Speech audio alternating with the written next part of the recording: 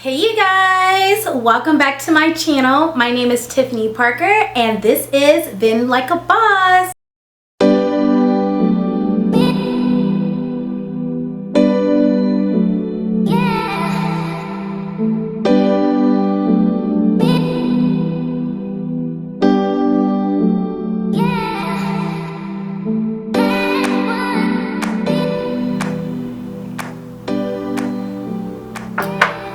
So today we are going to talk about collaborating.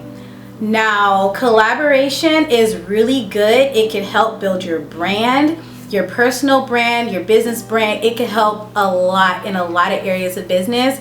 But when it comes to doing vendor markets, and I'm talking to coordinators, when it comes to doing vendor markets, you need to be very selective on who you collaborate with. And it's only because you need to protect your personal brand and your business brand as well. Here are a few things that I feel that coordinators should really consider before they agree to collaborate. The first thing is this: venue. You have to be able to agree on the venue.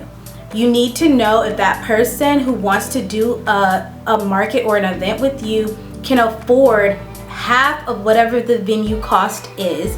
You don't want to get into an issue where you end up paying for everything and then at the end of the event they still want half. You know, you have people out there who want to collaborate but they don't have any money to put in the pot. Another thing you need to think about is their reputation on social media and off social media. You need to go to their Facebook page. You need to see how they are as a person. And I'm not talking about the last couple of posts. You need to go back a couple of months and then move forward to the present and see how they are on social media. Check their business page. How active are they on their own business page? Because if they're only posting once a week on their business page and their following and their engagement is very low, you might want to hold off until they are way more consistent and they get their follower count up. Another thing you need to think about is speaking to their vendors. You need to ask their vendors. You can go through their page or you can look in their markets, go to their markets and ask around. Just ask. I'm not saying during their market, you don't go to people's market and ask the opinion of the coordinator from the vendors. You don't do that. I would wait after the market and see, ask them how they are, or you yourself can go to their market and see how they coordinate it, see how well they're marketing it. There's a myriad of things you could do to check to see if this partnership is going to be worth your time and your effort. Because really, in this world, you have a lot of people who just want to hook up to you so they can use you to get to your important contacts that you work very hard to build relationships with. They want to hook up with you so they can get the names of all your vendors so they can take them. Not to say that vendors belong to you and your markets only. Vendors go where they want to go, but it's very unprofessional to go to somebody else's market just to recruit. At least tell the coordinator that's what you're trying to do, but you have people like that. You just need to be very mindful and very careful about collaborating, because whoever you do choose to collaborate with, people are going to wonder why you're collaborating with them, especially if they don't have a good reputation. And if they don't have a good reputation, regardless of what your reputation is, the fact that you decided to collaborate with this person speaks volumes to a lot of people. So be very mindful. And the last thing I want to add is, when you collaborate, you have to make sure that that person is responsible.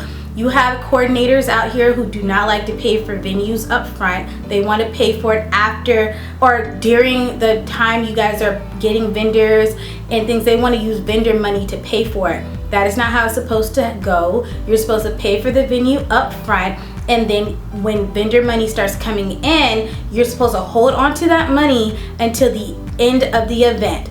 Not the day of the event, the end of the event, and that is when you guys see all the expenses that you guys put into this event from out of each other's pocket, and then you break down the money that way. That is how it's supposed to go. So if you have somebody who isn't trustworthy or who's trying to not pay for the venue up front, then you should stay clear from them when it comes to collaborations on events and markets. Also, you want somebody, like I said, responsible. So if you're giving them a task or you guys split up tasks on who's doing what, you need to make sure that person is going to do what they say they're going to do, because an event can fail because people aren't working together and doing what was expected of them.